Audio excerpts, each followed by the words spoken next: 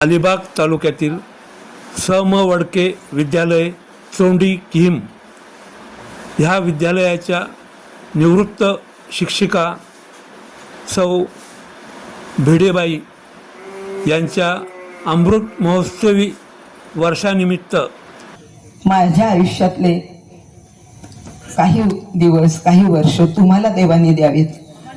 आमच्या राऊत सरांच्या साठी एकदा सगळ्यांनी आपण माजी विद्यार्थ्यांच्या तर्फे भव्य सत्कार समारंभ करण्यात आला होता।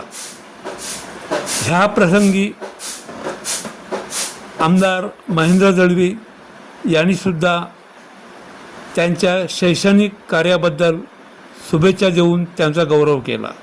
तसेच माजी विद्यार्थी व किहीम ग्रामपंचायत सरपंच पिंट्या गायकवाड यांनी सुद्धा म्हटलं आहे की आमच्या गुरुवर्य सौ भिडेबाईंनी आम्हाला चांगल्या प्रकारे घडवलं, म्हणूनच आज आम्ही यशाचा शिखर गाठू शकलो। यावेळी सर्व उपस्थित माजी विद्यार्थी, व्यासपीठावर मान्यवर मंडळी सर्वांचे पिंट्या गायकवाड यांनी अभिनंदन केले। तर मग म्हणलं भाई कामाला पण जातो आणि तुम्ही तर नाक्यावर बघतो, मला बोललो भाजी विकताना मी असतो तो मग म्हणलो भाजी पण विकतो, शेतावर जायला लागतं। हो रे राजा माझ्या, सगळं करायचं पण अभ्यास पहिला। हो बाई मी उद्या परत सगळं करून येतो। तो उद्या काय मी कधी बघितला नाही आणि बाई मी काय घरापाठीच्या माझ्या मागे अभ्यास बघितला नाही। तसेच विविध क्षेत्रातील मान्यवर मंडळी बहुसंख्येने सदर कार्यक्रमाच्या वेळी उपस्थित होते। महत्त्वाचे म्हणजे भिडेबाई यांनी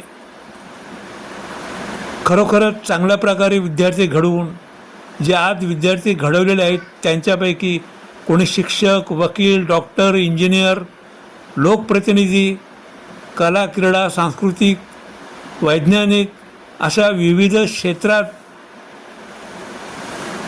दुकान होतं आणि वॉटरचं दुकान ते आमच्या लेखा चाळीचं शौकत काकांच्या, तर त्यांच्याकडनं वडापाव उसने घेतले मी, त्या पोरांना बसवले लाईनीमध्ये। उद्या जर बोललो त्याला मत नाही दिलं राजाला तर मी आहे आणि तुम्ही आहे। मग त्यांनी सगळ्याच्या तो अंकुश बोर्डे आहे तो हारला त्याच्या विरोधात। अंकुश बोर्डे आम्ही बोलवतो, आम्ही बोलवतो कार्यरत आहेत असे विद्यार्थी घडवले आहेत आणि ते आवर्जून ह्या भव्य दिव्य सोहळ्याला आवर्जून उपस्थित होते। ह्यावेळी भिडेबाईंनी सुद्धा माजी विद्यार्थी ह्यांचं देखील अभिनंदन केले।